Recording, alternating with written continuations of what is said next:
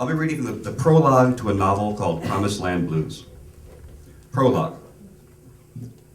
My mother's mother came to this country in the usual way. She got on a boat and sailed from Sicily with the other immigrants, but she wasn't one of them. Neither tired nor poor or part of any huddled mass, she traveled alone.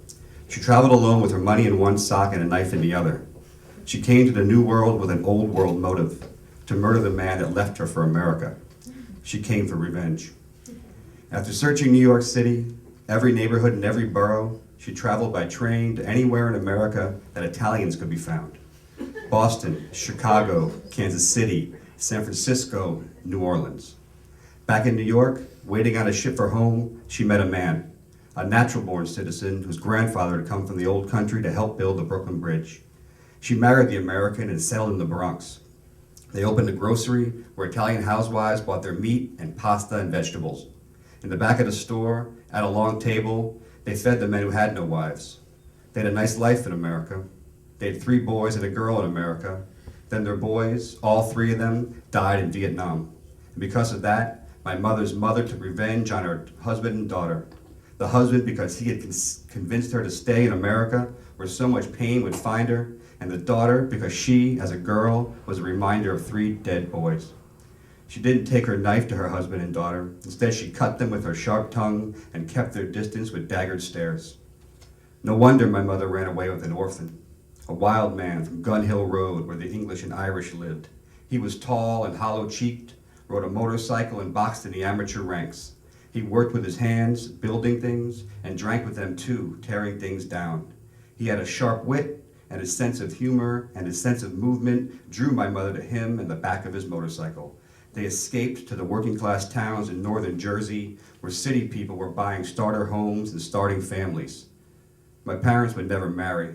They had 3 boys, of which I am the youngest. As a family, we had no identity, no history. Neither of the adults ever spoke of their past. My mother would try to instill traditions in us, like being around the table at night and Sunday for lunch, but my father would douse these occasions in belligerence and alcohol.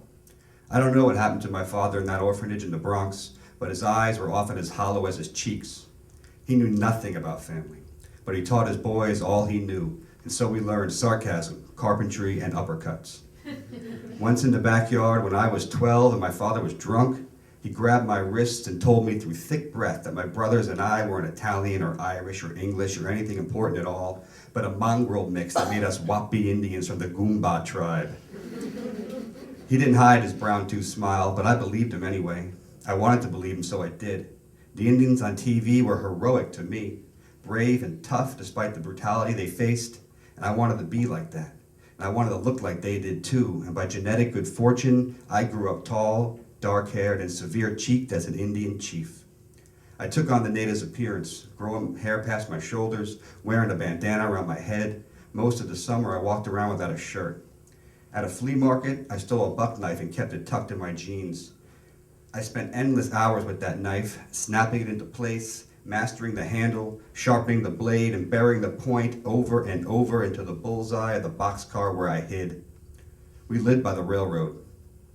Trains were with us all day, the clanging and whooshing, the warning of the whistle, and the ding-ding-dinging as the safety gates went down. The neighborhood kids played on the empty boxcars beside the tracks. We jumped from rooftop to rooftop, chased each other under the bellies, and found safety or shade within the walls of these abandoned cars. The moving trains entertained us too. We riddled the commuter with rocks as it whipped past, but the freighters, slow and unmanned, made for the more dangerous game. We'd pace our steps next to the wobbling cars, keeping time on the railroad ties. After grabbing the ladder, you kept your cool and kept running until your other hand was on and your weight was above the screaming wheels as your legs dangled and dangled until landing a foot. Then you climbed aboard and disappeared in the distance like a snake into the woods. My father disappeared the summer I was 12, leaving my mother with her 3 boys. The oldest, Sally, was thick and vicious. He declared the house his own and effectively ruled by rage. He was always after me and often bashing me with his brick-like fists and steel-toed boots. I hid from Sally in those boxcars, and to protect myself from him, I stole that knife and kept it close. My other brother, Angie, was a derelict prince. All the kids by the tracks followed him because he was cool and invincible. He was the first to hop a train and the first always to take the blame when our delinquent stunts went wrong. Girls followed him too, mostly home from school, and it was there, at home, that he served as a savior. Even Sally liked having him around, and despite my knife and my hiding, I couldn't have kept my oldest brother away without Angie in between. The summer I was 15, when a fight spilled onto the tracks and the commuter train killed Angie, I had no choice but to leave. On a hazy August morning, I hopped a freight car and scaled my way inside. With a knife in one pocket and my money in the other, I rattled to Pittsburgh in the shade. I could pass for 18 then, tall as I'd become, and had no problem finding work in restaurants or bars or building houses. I slept with waitresses and drank with cooks and carpenters, but for some reason, after a while, I had to move. And then I had to move again. In each new city, I'd find a job, a roof, the library, and a mailbox. During off hours from work, I would read the missing lessons from my education. I'd study carpentry and cookbooks too, and I'd write letters to my mother.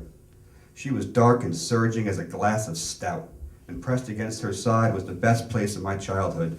She smelled like pancakes and cigarette smoke. After leaving, the thought of her aching voice was too much to bear, so I wrote her a letter and she wrote back. Writing became our ritual. She'd asked me to describe each city I was in, to make her not only see the buildings and the people, but to also feel and hear and taste their lives. So by envelope, I'd send her the city, from the streets to the sky, and I'd report the people and their routines, what they ate and drank, how they dressed and talked, how they fought and kissed. One day, my mother's letter arrived to where I was staying in Louisiana, outside Lafayette in a 2-room shack behind a roadhouse.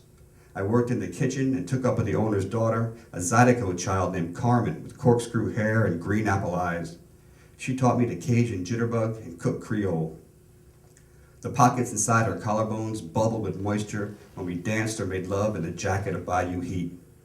Some nights we'd walk into the swamp, lie on the banks under a canopy of live oak and Spanish moss, and fuck without fear of snakes or crocodiles.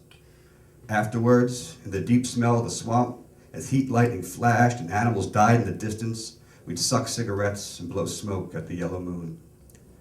I would have liked to stay there, outside Lafayette with Carmen, but a letter from my mother brought me home. She told me that Sally had been locked up and she'd die soon. It wasn't time to go, but I had to move.